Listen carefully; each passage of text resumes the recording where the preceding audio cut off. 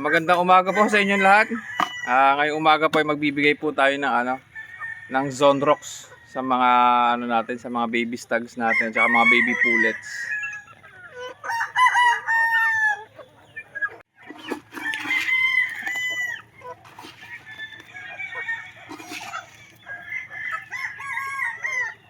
Ito po yung ginagamit nating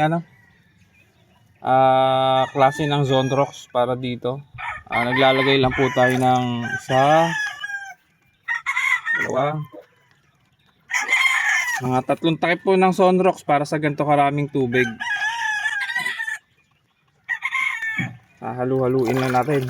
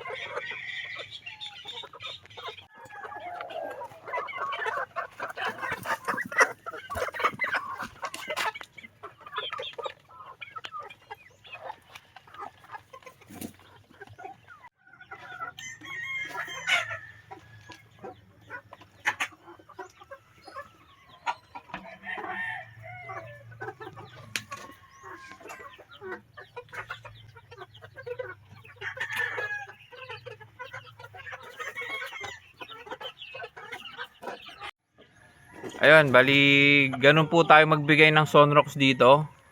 Reminder lang po, every 50 days lang po ako nagbibigay nun. Hindi po pwede nating gawing regular yon.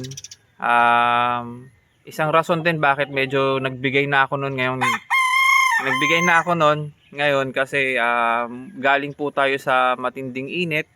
Tapos bumagsak na po yung ulan. Tuwing hapon po ay umuulan na para medyo makaiwas-iwas din po tayo sa mga pwedeng maging sakit ng mga alaga natin. Kaya nagbigay po tayo ng Zonrox. Pero hindi po, inuulit ko po, hindi po regular natin ginagawa yun dito kapag kinakailangan lang po.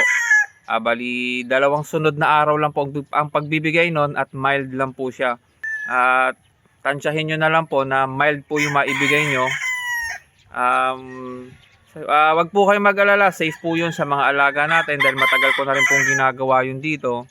Wala naman po ako nagiging problema at ito po ay nakakatulong pa nga sa kalusugan nila, no, lalo na sa sa digestive system nila. Pero minsan lang po yan, ulit ko po, every 50 days lang. Ayan. Bali ngayong araw po pala ay meron po akong gustong i-share dun sa mga baguhan nating kaibigan na alam mo na nag-uumpisa pa lang at hindi kayang bumili ng mga talagang mahal na material sa mga sa mga kilalang breeder. Ito po, baka magustuhan nyo po. Ito po ay two-way cross. Bali tulong ko na rin din po ito sa mga baguhan nating kaibigan. At ito po may maire-recommend ko dahil yung mga ganito pong bloodline nakakatulong po ito sa sa mga sa gameness at sa cutting, lalong-lalo na sa stagan. Dapat po sa stagan po kasi early maturing po yung ginagamit natin. Kaya may gusto po akong i-share doon sa mga baguhan nating mga kaibigan na hindi po afford ang expensive na mga bloodline Pero inuulit ko po, two-way cross lang po ito anak po ito ng pure ko na na Lemon 84. Anak niya po sa Possum Sweater. Bali, ang reason po bakit ko i-share ito isa na rin po 'yon para makatulong at mabawas-bawasan po yung production natin ngayon dahil sandamakmak po ang naging produkto natin ngayon. Awa ng Diyos po nakabawi tayo dun sa mga losses natin noong nakaraan. Ngayon po biniyayaan po tayo ng marami-raming palahi. Kaya gusto ko rin pong ma-share at makatulong doon sa mga baguhan nating mga kaibigan. Ayan, ito po papakita ko po sa inyo.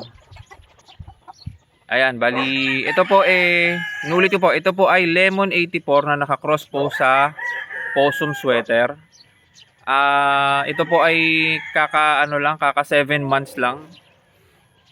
Ayan, wala pong mga issue yan, mga healthy po yung mga yan.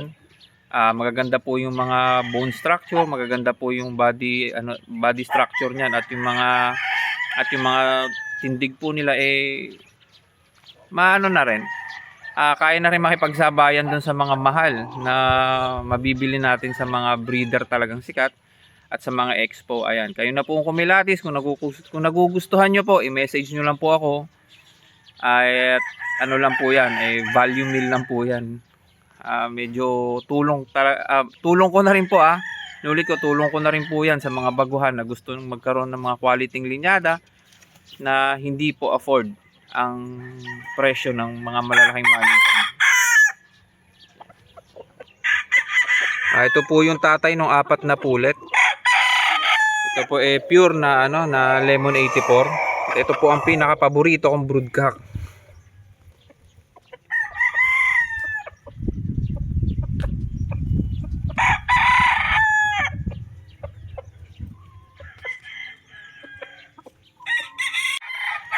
Ayun, bali yung 4 na pulet na yon, yun po yung natin, yun po yung ibabahagi po natin. Ayan, bali hanggang dito na lang po muna tayo.